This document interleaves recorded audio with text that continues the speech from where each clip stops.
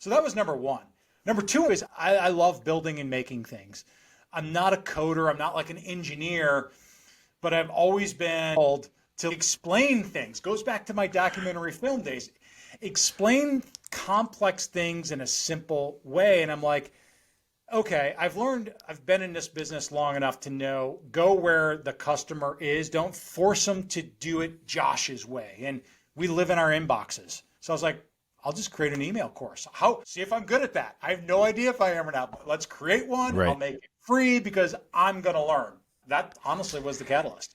Yeah, you must be like an adherent of the Feynman Technique, right?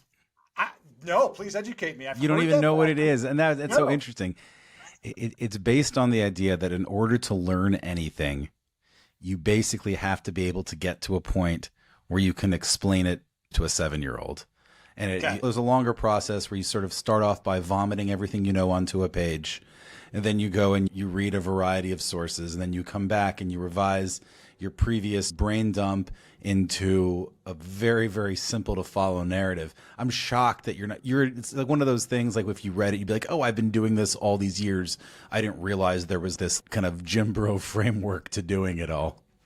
Well, it's so funny because, so it might be related, but like the curse of knowledge. So one of the hardest things that I've had in my career, there's a big difference, stark difference between being adjunct faculty and being full-time faculty, and not being pejorative or class. There's just a difference of expectations and oversight and governance. And when you're full-time, you've got to be game on to act, behave, and model the way full-time faculty behave and all that. And so your pedagogy, which is sort of the thesis and philosophy behind your class, behind the experience you design for learners and in any environment, whether I'm doing executive ed or I'm in a law school, regardless of the environment that you're teaching in, the curse of knowledge, something that is so intuitive and you do every day, to be able to pull that out and, to your point, explain it to someone who doesn't have the context in a meaningful way, it's a really hard thing to do.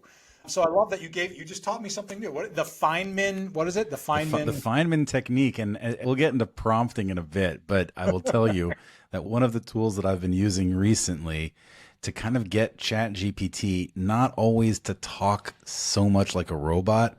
And I find that especially when you're creating marketing materials, it'll kind of go into this very vomity marketing language. Yes. One of the ways I've been getting it out of that, like a minor jailbreak, is I ask it, are you familiar with the Feynman technique? And then it lays it all out for me. And then I say, okay, awesome.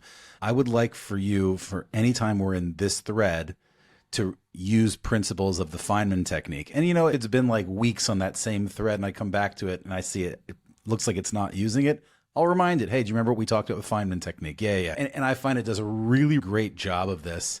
And I think that's, so critical to be able to explain, especially in like a world where you and I are now having to explain transformers and vectoring and embedding and all these terms that are like a little bit tricky for someone who's not deeply technical and understands math very, very well. And by the way, I get this from my partner. His background is in math and physics.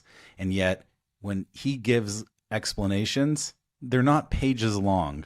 Right. Very, very simple. And he understands this as well. And like when I saw that someone who understands math and physics is able to give simple explanations, then I realized my explanations don't need to be super long and complicated. That shows a poor understanding. You've got to be able to convey it simply. And I think I've been thinking about this a lot, again, because trying to explain large language models to myself can sometimes be tricky. So getting it down to that sort of 7-year-old explanation, I think, is fantastic. I think your newsletters read that way, whether you're discussing the business of law. I feel sometimes in the best of ways, like I'm reading Wikipedia, which I think is what everyone should be going for because it's super easy to read. It's so funny. There's a paradox. So first of all, I deeply appreciate that, because people think of a newsletter and they think, oh, well, you're just going there and it's top of mind. It's not. And I'm not trying to make it more than it's not. It's a very deliberate way of communicating, and knowing who your reader is informs that. And there's a paradox. I believe they're probably out there, but certainly in legal, there's a paradox that I always struggle with. And I'd love to get your feedback on this too. We have a certain customer segment, whether it's lawyer or business leader in legal, who, if you speak too plainly or too simply, will judge that you don't have the credibility and authority to speak at their level, right? They'll be suspicious that you know what you're talking about. On the other hand, if you use too much industry speak or technical terms or jargon, then they discredit you too because they just think you're bloviating. And it's this constant, it's an internal struggle as a writer, as a communicator, like, okay, I've got to balance this. I can't oversimplify. So I've got to like occasionally show my cards a little bit, like there's some technical competence here. And I do that in Brainyacts. And every time I write that technical stuff in Brainyacts, like I've lost the reader. They're totally going to like click out of the newsletter now and that's it. But I always remind myself, there's a segment of reader that's actually going to lean in at this moment. So with every edition, I'm trying to like vacillate between those two things. Yeah, it reminds me there was a great Y Combinator video that I recommend to entrepreneurs where it describes the difference between how to speak to an investor versus how to speak to someone in sales, right? If first to a customer, right? So when you're speaking to an investor, you want to stay away from any jargon because they don't know this industry. The whole point of like why you're coming to them, you're saying, hey, listen, there's this industry that you're unaware of. Here's the way it's done currently. It doesn't make a lot of sense. Here's the better way to do that. You don't want to go to them with tons of jargon because all you're going to do is alienate them. You want to tell big picture stories. You want to focus a lot on your why.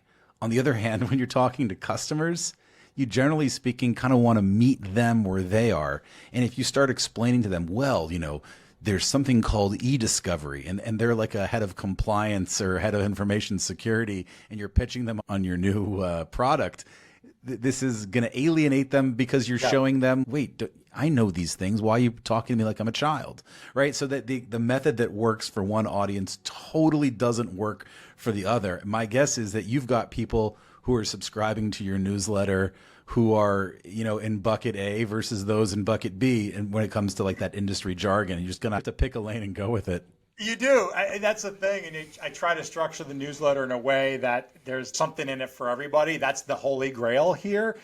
And you just hope that if it's not at the top above the fold, they've got enough interest to go below the fold and all that. But it's a remarkable learning journey, and it's with anything like that's. I view the newsletter as an educational thing more than like a marketing or anything. It's not. It's I'm learning with you, and let's do it together. I might be a little bit out ahead of you, so I'm still learning how to talk about it. To go back to the Feynman technique, it's a forcing function for me to exercise that every day. It's like, okay, I've got to understand this enough, then be able to communicate it to someone. So you've just finished 100 days of writing this newsletter in a row. First of all, incredibly envious that you've been able to do that. And I struggle with the concept of a newsletter, although I have a regular newsletter as well. In particular, in our field, I struggle with it in terms of like the giving of stuff away for free versus not. But I do agree that getting your thoughts on paper is one of the most effective learning methods, and holding yourself accountable with an audience is too. So even when you're giving it away for free, there is absolutely something you are getting from it. And again, you could keep a private diary of this, but it doesn't really hold yourself accountable. Plus, amassing an audience, I think, is a great way to figure out, am I doing this right? Do people actually respond to this? It's a great way of checking yourself. Oh, totally, because we're all full of BS half the time. You know what I mean? It's like, it's a great check on like, whoa, am I thinking about this right or am I not? I might be coming at this from my bias, my assumptions. We all have them. Are these shared or are these unique to me? And listen, I believe, and I've said this before, I think in Brainyacts, if not on LinkedIn, the newsletter is such an untapped potential. I believe every lawyer should have their own newsletter. And I think there's enough capacity to market it for them to do it. Now, what I don't want is 100,000 really crappy newsletters. But I think the way to think about a newsletter and to be thoughtful about it, and what I've tried to do, it is such a rich way to engage a client base that has a moat around it. To your point, the audience, it's a moat. Listen, you know what Brainyacts is now. The industry knows what Brainyacts is now. I've only got 2,100 readers, which is nothing, but that's 2,100 people. And I would say 2,000 of them had no idea who Josh Kubicki was. Listen, the branding is incredibly strong. We had a webinar that I recorded with Jason Anderman and I think Ken Rubenstein from Google a few weeks ago. And people were asking on the webinar, they said, how can I learn more about this? And Jason, who reads you regularly, he's the, I think, head of legal at, so he specifically mentioned yours. And like I was in the queue giving people the link to Brainyacts. So you've definitely gotten out there. Do you have like one time of the day where you're writing? It's so funny. I wanted to naturally kind of flow into it, but this goes to accountable. When I did the 100 days, I had to ship a newsletter every single. It's insane. And I picked between 6 and 6:30 p.m. Eastern because it's early enough still in the US time zone, but my readership is global with that. This is a global phenomenon, generative AI. So I'm in Australia, I'm in Asian countries, I'm in all over UK, and I'm like, you have readers in Israel. Right, exactly. So it's like 6 o'clock Eastern is the morning for those time zones ahead of me. So I had to show up every day. And at first I was just working on it all day long, to be honest with you. I mean, I was like just spending 5-6 hours. I got it down to about 2 to 3 hours every day. So by 3 p.m., that's how fresh it was. I mean, it was literally fresh because the news cycle would move so fast. And I was scooping a lot of the other AI newsletters out there, and there's some great ones, and they're awesome. But because of my cadence and because of when I was sending, I could scoop them and get new, fresh news in there. So I'd start at 3 p.m., and I would literally write until I had it edited, proofread, and then I hit send. So let me give you the background. My head of operations, Nina, is one of, like, I think the actual experts on AI, because she reads and consumes more than anyone I know in the world. We have a company WhatsApp going, and she's putting links out there every single day. And one of the newsletters that she's reading every day for the last 3 months is Brainyacts. And she mentioned it to me. And then she said, yeah, that's Josh Kubicki. I'm like, no, how can that be? How would I not know about this? And so I got referenced to go read it by someone, who wasn't even me. And I've known you for a while. But by the way, like, I think for the podcast folks, maybe you want to give people a little bit of background because you actually have worked in big law firms on the business side. Tell us a little bit about like where you come from. Yeah, I'll do it real quickly so as not to bore your listeners. I started life as a practicing lawyer in-house. So I went in-house out of law school. I was really on the business side of in-house. And before legal operations so I graduated more than 20 years ago, legal operations wasn't a thing. But that's sort of the mode in which I operated. I was a very junior lawyer at Bell Atlantic, which is now Verizon, on the antitrust stuff. And for a whole host of reasons, which I won't go into now, I got a very fast, accelerated track on what the business of law, what a legal in-house team functions, what their value proposition is to the internal business customer, how they view outside providers, whether that's technology providers, law firms, so on and so forth. I left that, as I said at another point, to go do a documentary film company. I had a creative itch. You get poor fast doing that, and I had student loans. So I came back to the law practice within 18 months, but made 3 films in that time. And I found myself working. This is the beginning. This is before e-discovery happened, before that term was even coined, if you can believe there was an era. And I was working for a legal services company at the time, managing large document reviews. So lawyers and technology and the review platform, like we used to bundle that all together. We'd even actually go get the real estate for the law firm to house hundreds of lawyers. And I sort of perfected a version of that, a model, and grew it to be very large. I got sued for $20 million. That's how large that business was valued when I left. A typical sort of when someone leaves a company, non-competes and all that, nothing nefarious. We settled and all that. But I share that story because $20 million worth of value. That unlocked for me, that moment, scary moment, an awesome moment, because I realized how much untapped value there is in the legal market when you re-engineer the business model of legal services. When that opened up in my mind, that started my whole career of being maniacally focused on helping lawyers and business professionals, firms large and small, and practice groups and in-house teams to recognize that if they master some very easy to master things about their business and service models, they have the opportunity. They don't have to exercise it, but they have the opportunity to unlock some serious growth, value, whatever sort of metric you want to use. And that's why I became a law professor. And that's why I've been a chief strategy officer for a large AmLaw 100 firm. I've been on this mission, I say maniacal, and it's not for everybody. And in those early days, the market was very, very small for people that wanted to talk to someone like me. Then over time, as we enter the modern legal era, what I call, those conversations are more sought out. Now enter generative AI. I didn't view it as a technology that's like, oh my God, I want to learn all the bells and whistles. I was aware of AI before, but when generative AI popped, immediately I was like, this is a business model device. And that's my bias. I was like, holy cow, this is now something that's going to democratize the ability of legal services providers to not just dip a toe, but experiment in a meaningful way with their operating model, with their service model, and all that. And once I put that together, I was like, oh my God, there's so much to talk about and learn here. So that's sort of what led me down this path to Brainyacts from law school to here. And it's interesting because I very much believe in the wisdom of crowds.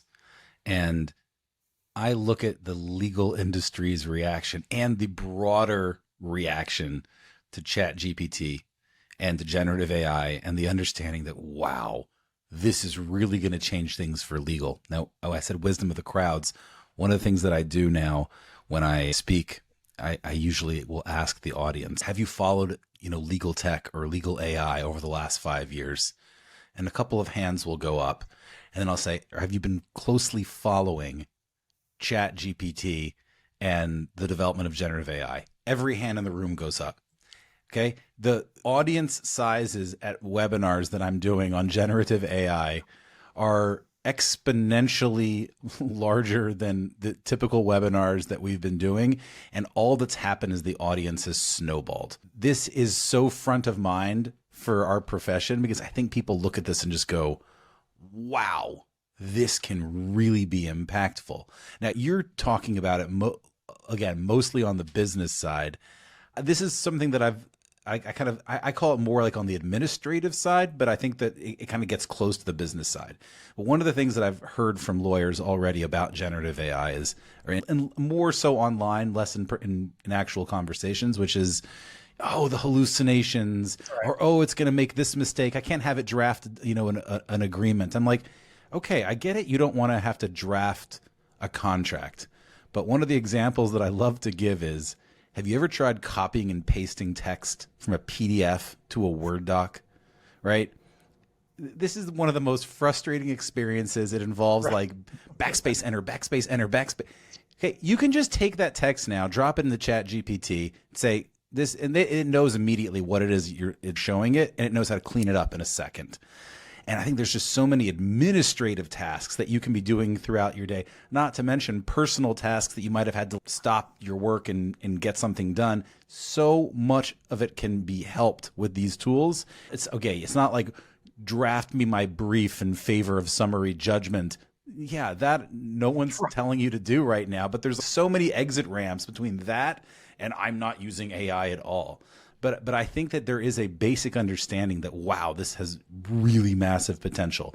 Why have you focused in on the business side? Why do you think that? Because what I was describing is more administrative tasks, but you're thinking about it as like on the business end. Where do you see that potential? Well, I think it encompasses what you're talking about, right? I think it's that micro personal use space of just productivity and pain in the butt stuff that once you're comfortable in this domain, you intuitively, and it sounds like you do, you intuitively have already worked a text-based AI tool into your workflow, whether that's OpenAI's ChatGPT or GPT-4 or Bing Chat or Bard or some of the other ones, Hugging Face, and we won't go into the details of all the other ones that are out there. But that is absolutely, there's a very micro level of personal adoption that I believe has to happen first. Because people talk about magic and they talk about hallucinations and all that. It's like, you've got to experience those things in multiple iterations to understand. And I think, without getting into it too deeply, my biggest challenge when I'm talking to anyone and talk about interest, I'm doing a webinar for Clio coming up, over 1,000 registrants already, which that just doesn't happen. It doesn't happen. The numbers are wild. They're just bonkers, right? But it's like, how do I get fingers on the keyboards? Like, so whenever, right away, I'm trying to get the listener or the viewers fingers on the keyboards to work with this stuff. And then I always talk about how to think about this. And we've been trained by Google to think in terms of a search bar. And right, but this is so different. This is polar opposite. It's completely, but it's so weird for people because they see the chat window and they think, oh, this is like Google. And then they get the garbage and then they get the hallucinations. And it's like, this requires more thoughtfulness. But the awesome thing is it's 100x better output, right? It's like, yeah. So yeah. No, I couldn't agree with you more. By the way, it's so interesting to me. We have so many Venn diagram overlaps in our interests. So I don't know if you know this, but like I do quite a bit of video work as well. We just did our first major video production with an AmLaw 100 firm this year. A lot of that stuff's going to start to coming out soon. I'm really excited about that. We've got the AI stuff. We've got what I want to get to eventually is the idea of starting your own practice and the entrepreneurial lawyer, which I think actually goes in with all of this. But just going back to the point about ChatGPT and about the inputs and thinking about Google, it's really interesting that you say that, because I say that Google is the top legal tech tool of the last 20 years. Right? If you, I remember I was Google shamed by a senior partner at Schulte. I remember that I tell the story all the time. Andre Weiss gave me my first review, my first year as an associate, and I got like good marks. But he said, one thing is, there are partners who've said you could probably work a little harder to get the answer before going back to them with a question. Very, very typical, feedback that a first year associate gets. But then he said, listen, have you tried Googling some of this stuff? And I'm like, oh my gosh, here is a guy in his 60s telling me, fresh out of law school, to use basic technology. And he said, a lot of the time you might get the answer. And so I understand the comparison to Google. ChatGPT feels to me much more like Google than it did like any other legal tech tools in terms of its like wide cultural adoption. But you're right. Putting Google, you're supposed to put very, very little text because you don't want to come up with a bad match. And on the ChatGPT side, I want to give it as much context for my goals, what I'm trying to produce, who asked me to do this, why they're doing it. Because like you said, the outputs are simply amazing if you give it that kind of information. Totally. Just real quickly, use case just this morning in my workflow. So I am working with a law firm and coming up with an education program related to this topic. And, I customize some things for law firms and all that kind of stuff. So I just had a bunch of notes. I have my core stuff that I teach, but I had a bunch of notes based on what they want to accomplish, who the student's going to be, inside the law firm and all that kind of stuff. So I took my chunk of content and then I added my notes specific to the law firm. And I asked ChatGPT, GPT-4 to be specific, please use both these pieces of content to draft a comprehensive syllabus. And in 30 seconds, I had a complete syllabus. Now, I prompt what a syllabus is and all that. But so that prompt window is literally a page, right? So again, this is not Google. It's a page that I constructed in a notes or a Word doc, however you want it, or a Google doc. The prompt, I put all that stuff, cut and paste into GPT-4, and voila, in less than 30 seconds, probably 15, I have a 90% comprehensive complete syllabus that I simply then put into my PowerPoint. I refine, I edit, and in literally 5 minutes, I was on a call like this, walking the client through the syllabus. So what I've sort of come to is the best way to think about ChatGPT and prompts and prompting, because everyone's now, does this mean I need to hire a prompt engineer? It's like there are some specific prompt engineering skills. Because like you go on Reddit and you'll find like these insane prompts. That's okay. Like the do anything now that everyone was using to jailbreak GPT in the early days. I get it. There's like some specific stuff, but I think the idea of hiring prompt engineers is like, no, what you need to do is just look at this thing that you're working with and pretend there is a very, very, very fast working, smart human on the other side. But speak to it that way. Number one, your own user experience becomes so much like more fun and seamless and delightful because you actually feel like a very human experience with this thing. And second of all, when you walk it through that way, it tends to produce better. So as an example, a lot of people will just kind of give a prompt to go do this. When I'm starting with ChatGPT, I'm very often walking it through and saying, hey, do you understand this concept? Oh, you do? Okay. I've got a project. I want to first give you a couple of pieces of information. Don't do anything with it yet. Then I'm going to explain. In other words, I walk it through the same way I would with a human. And I find that as a result, the experience is amazing because, again, it's all the same steps that I would walk through if I was telling an actual person to do it. The outputs are 100x the speed and very often actually just much better than someone who is my assistant would give me. So I think that like that idea of relating to it as if it's human, and very often I'll joke around with ChatGPT. Awesome. You're the best. You are magical. You're a beast, ChatGPT. I love to do that. And I feel like I get a much better experience doing that than if I were just to, draft my contract. Right. That's where I think people like have a very bad experience with it. And if you're having the sort of delightful, like, oh my gosh, every single day, I'm like, I cannot believe my eyes. I simply cannot believe it did this. I think you have that experience if you're relating to it more as a human. I completely agree. And to give the viewers or listeners to this sort of how I sort of think about it and what I sort of help others on. And it sounds kind of silly, but hear me out. So I call it pick your kick. So it's PIC. Pick your kick. Pick your kick, and kick as in sidekick. So I'll get the PIC, but there's 3 sidekick modes that you want to think about. And these are not the definitive ones, but they're helpful. And it goes to your point. The first one is an intern or an assistant. Simply treat that chat window as though a text window. You're texting with an intern or assistant, right? They're going to need context. They're going to need goals or why is this? And treat it like that, like you're actually texting them or sending them an IM. And you use an intern and assistant for certain things. The second sidekick is the coach or mentor, right? So the same thing. You want a second set of eyes on something. You want them to stress test something. You want them to poke holes. You want to test an argument. You want to play a negotiation. You want to just get some personal insight. Pretend the coach or a mentor is on the other end of that chat window and you're just IMing them in Slack or Teams or even sending them an email. Just write it out and let ChatGPT play that role.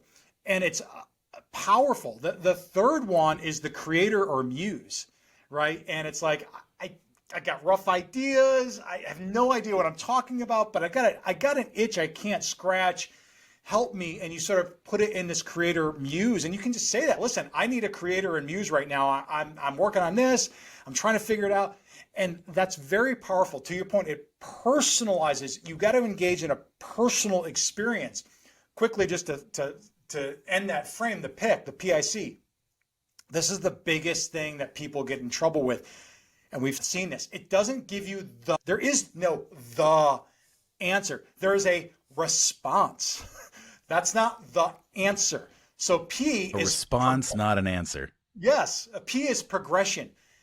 This is a progressive tool. It is meant to help you progress your thinking, progress your communication. It's meant to help you iterate something, right? It's incomplete. Well, why don't I try this? Let me take a left turn here. How do I take a left turn in this idea? Like, what does that look like? And C is completion, not like final work product completion, but completion of thought, completion of reasoning, right? It's a very powerful tool. So that's why I say pick your kick. You just kind of I need to progress this idea, or I need to iterate, or I need to what is the end point here? How do I complete this thought? And what one of those personas should I use? That seems to give people a good enough grounding and framework to be like, oh, I never even thought about using it like that. It's like, right. So I never thought, I want to pick up on what you just said. The key for me, and because now I would say that I have a pro subscription, I can't even imagine not having one. Insane. I'm shocked. I am genuinely shocked when I find out there are people that don't. And my key is I want to prove to myself that ChatGPT cannot do something before I assume that it can't. And that's what I tell people. You think it can't do it? Just try. Just see what it comes up with. Let it be the one to tell you, I'm a large language model. I cannot do that, right? So I think that's like one of the keys is that people, I think, never use it because they assume, well, I can't do that. Generally, it can do a lot of things that you wouldn't suspect it can be able to do. And then you get to this point where you're like, no, I genuinely believe it's going to get me there. And I think once you believe that and you have that firm belief, you're not afraid to go through a couple of revisions with it. And I think that's the other place where people get frustrated. Like, well, it just did it, but it didn't do it. So tell it, explain to it, okay, but you didn't do this the way I wanted to. Can you go back and do it again? I never have to get more than about 4 or 5 pieces of feedback deep, which I think is what I would probably have. Again, if I hired an intern or an assistant, I would probably have to do 5 versions with them. The difference is that 5 versions might stretch over 3 days, as opposed to here, it's bam, bam, bam, bam, bam. Yes. The other thing I think is if you will do the first output and then let it get moving, that's where I see huge results. So as an example, I'll take putting together a case study. And I want to have a case study which is the full case study, but then I also want to have, let's say, a couple of, like, if I want to put a slide together that says representative client work. So here are like 12 different clients I've worked with, and it's not going to be a full case study. It's just going to be little snippets. Right. What I will do is I will feed the first case study. I'll give a case study and I'll say, here is what I want to come out with is a much, smaller little snippet. Here's the case study that I worked from. Now I'm going to give you 8 more just like that. And now I'm not even giving you the full case study. I'm giving you just the sort of brain dump of facts that I had. I want you to create a case study like the first one I created. And then for each of them, also create this sort of smaller snippet. If you do that first one really, really well, and you show it, and like, again, what I'll do when I prompt it is I'll say, do you understand how I got from this case study to this one? And ChatGPT will say, yes, what you did is you anonymized it. You took out the sort of nitty gritty details. You made it much more punchy. Okay, great. Now apply those principles and do the same thing to these next 10 case studies. That's where you can see, I think, incredible results. And it means you've got to sort of put in that first swing. Yes. But then you can back off. Yes. Yeah, it's priming. You're priming, right? So you're priming the model, not the actual model. You're just priming that chat session with information and context that the memory of GPT-4, ChatGPT, can keep in its memory. So yes, and it dissects all of that. Remember, that's what it does. It's dissecting every word in relation to every other word, so it understands language in a level that we can't. It's parsing it in a number of ways. So when you say, do you understand what I did there? You're playing directly to its strengths. It has dissected that content in so many ways you couldn't possibly even imagine. So of course it knows exactly what you need and how to templatize that and inform its next response to you. So one of the things where I described our Venn diagram overlap of interests is in the entrepreneurial attorneys. So let me give you a little tiny bit of context about how I've been thinking about this, because I'm sure you have been as well. You've been talking about for a while that it might make sense for more law grads to leave school and as quickly as they can start their own practice. And to me, when I'm looking at the AI revolution, I'm trying not to just figure out like, okay, how can AI be used? But in a world of AI, what decisions might someone make that they would not have made in a world without AI and large language models? And to me, one of the decisions you might make today that you would not have made 7 months ago before the release of ChatGPT is you might start your own practice, or you might leave your bigger law firm to start your own practice. Why? Because today, the infrastructure of a large law firm is not necessarily something that helps you with your practice.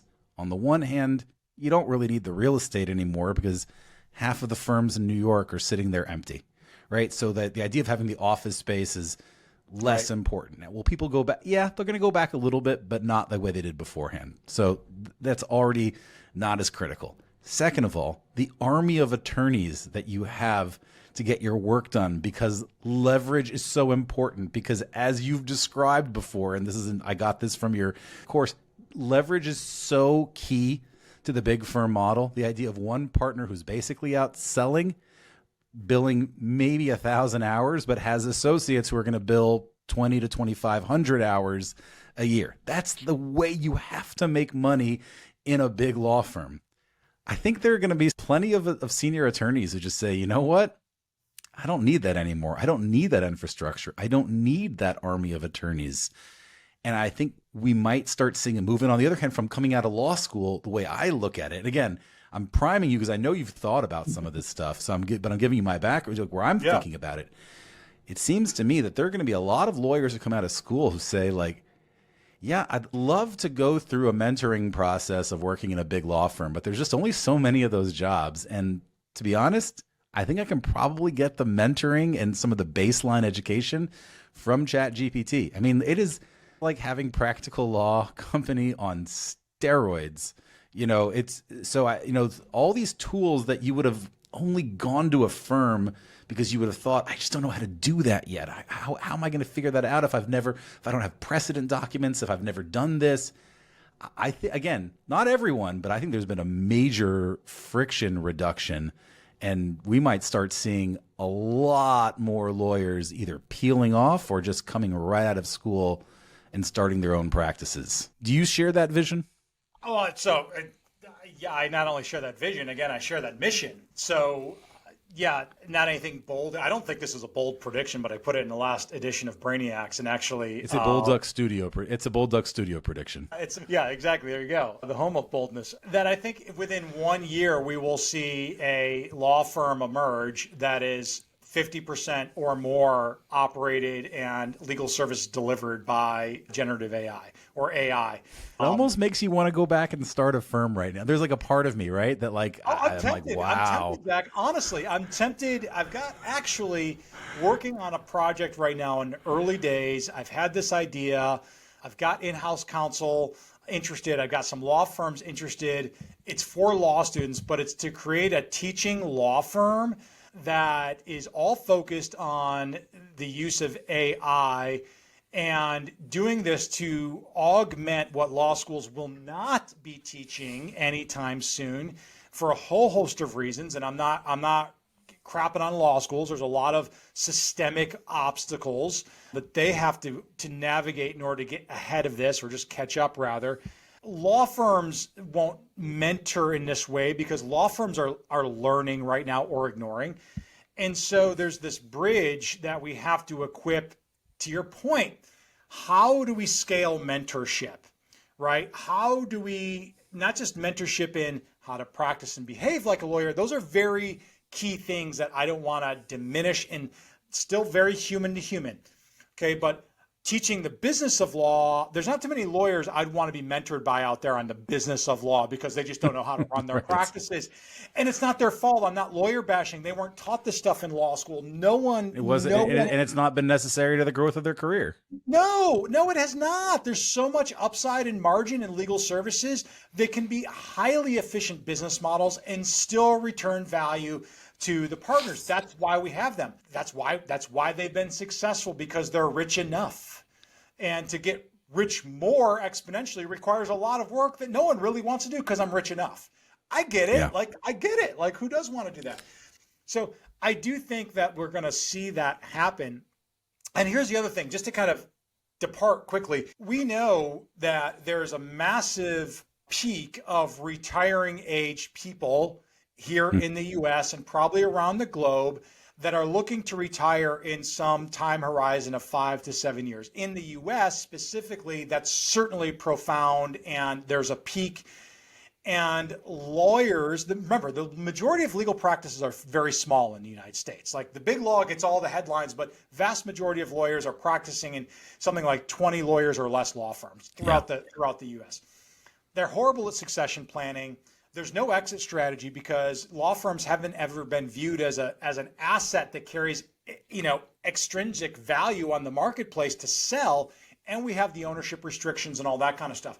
So we're going to have more and more lawyers retiring or dying at their desks, which is the morbid reality of how a lot of lawyers end practice. They deceased in their office. Those clients are gone. The towns they were serving are now without one lawyer. And so part of this is, okay, there's that problem. I know brokers now. I've done a lot of work in this space. How do we look at the law firm as a transferable, divestible asset that someone can buy? How do we do that? And I'm not talking about Arizona and Utah. Yes, that's in play, but from a lawyer-to-lawyer transaction, we haven't added any liquidity to that market simply because we haven't paid attention to do so. So it's right there. Right. And in an age where it's becoming, I would say, almost more like financially cool to buy a business. Yes. This is a trend. Like it's so exciting, and people have realized, hey, this is like a possibility. So yeah, I mean, it would seem like this is a real option for younger attorneys and a great new model for mentorship and succession. Exactly, because now you give that aging lawyer a purpose, a social and emotional purpose to mentor a young lawyer. They see the future. You give sorry to cut you off, but you give the young lawyer an incentive and a reason to start the firm. Exactly. One of the partners at Schulte, who I'm still very, very close with, once told me, he said, law lacks what every other business in the world has, which is you start a business in order to sell it. None of our clients who start or invest in businesses, like that's their key goal, is to sell the business, right? We don't have that. That makes no sense. And I think that sorry, but we haven't embedded in lawyers the fact that the practice of law is a noble profession. Yes, it's a profession. Yeah. That's not mutually exclusive to being a business. You have customers, they pay you for services. Ta-da, you have a business. To your point, we've done a horrible job of recognizing that legal services are a business. And I'm sure you know that in some circles, that's a shameful thing to admit. We're a business. Well, no, we're not. We're lawyers. I'm sorry to offend your sense of nobility, but that's BS. You are a business because I'm pretty sure you send out invoices and I'm pretty sure you accept checks. I'm cynical about that as well, because if it was such a noble profession, ethics wouldn't be taught as a lip service course in law school, right? We wouldn't have this separate day for the ethics exam you take for the bar. I studied for it. I kid you, like the actual bar, I studied the whole summer for. I dedicated all my time. The MPRE, I studied for while driving down the West Side Highway, glancing at, because we were in like bumper to bumper traffic, and I was like glancing at it while driving. That's how I studied for it. Did fine. Okay, yes. That's the role of ethics in our legal education. So if we are this great, noble profession, we're certainly not teaching people based on it. We're certainly not prioritizing pro bono as if it's a noble profession. So like I have a really cynical view towards that. Now, I would like to see, and this is kind of where I wanted to go with you now, is on the education side. I would love to see a revamped, and I continue to think this is the biggest opportunity in disruptive or legal tech or whatever you want to call it, someone who can figure out how to reinvent the concept of law school. And I know you're a professor, so maybe it's maybe a difficult discussion. But to me, we should be rethinking everything about law school, and I think we could be doing classes that scaled, where you've got classes of thousands at once, an entirely different model that didn't leave people sunk in debt, that focused a lot more on ethics. Ethical responsibilities should be such a big, critical part of law school. Working in clinics, doing pro bono. This should be what we're teaching during law school. I'm not against doctrinals, but why are we still taking doctrinals in the third year of law school? When you're in kindergarten, you color in workbooks, But by second and third grade, we have you working on like some math problems already. Like it's so repetitive and redundant. So I think the move away from doctrinals towards more, number one, like here's how you actually are going to run your practice. Here's what you're actually going to do. Here's how you're actually going to make it work. Because ultimately, talk about access to justice. There'd be greater access to justice when it's easier to build a practice, right? And run it and have the time to do pro bono. The reason no one has any time, right? So I think this could be a watershed moment, hopefully, also for legal education. What are your thoughts on that? Yeah, so I think this goes back to law schools. There's a handful of law schools out there trying to do it, but they exist in the current status quo system that is, I will say this, and again, I'm not speaking on behalf of the law school I'm associated with, so I don't want anyone to take this as implicating Richmond in any way. This is more global law schools because I've worked with many. These tweets do not represent the views of University of Richmond Law School. Thank you. Yes. People sometimes confuse, and it's understandable, the customer of law school. You'd say it's the law student. They're the paying customer. But one of the customers are tenured faculty. It's a talent game. It's a brand game. It's a research game. The system's still designed to promote and invest in that segment, the tenured faculty segment of it. And the law students are starting to understand that they are a paying customer. I always emphasize at the beginning of my classes, you're my customer. You're buying, you are literally with thousands of dollars, you will spend $10,000 for time with me. I've got to deliver that back to you somehow, right? You're a customer in this class. I'm not on some ivory tower podium here to enrich you with my brilliant thoughts. It's a modern legal era. You guys are going to enter that workforce either better prepared or less prepared. So let's talk about how I'm going to better prepare you. That's not an equally shared view, I would just say, in legal academic circles. So I think the solution is going to be built outside of law school. And I'm working on some of that right now. Go. So, well, I wanted to sort of come full circle here, and because you talked about the customer, and internally at Killer Whale Strategies, our reaction towards your newsletter has been, he's giving this away for free and he shouldn't be. It's too good. Now, I have sort of general thoughts on this and I've been giving my newsletter away for free, basically until I can figure out, how to make it so that I really think I can charge people. My challenge is that the premium version of my newsletter is when law firms and or legal departments or a variety of other companies hire me to come in and brief them on key trends. Right? That's the premium. Yeah. And the problem is my information is hugely valuable to a smaller subset of people. I feel like if I gave that away, even if I charge, let's say $80 a year for it, because I've had a number of people, I'm sure you have as well, who've pledged to support my newsletter at about that amount, right? So I've got that there. I've got like a sense of interest. However, if I'm giving it away, let's say to 50 people, even for $80 a year, if I'm charging, between $5,000 and $10,000 for a briefing, it's not really worth it. So I've really struggled with, I don't want to give too much away for free because this is my profession. On the other hand, I do believe in getting the best information out there and understand that.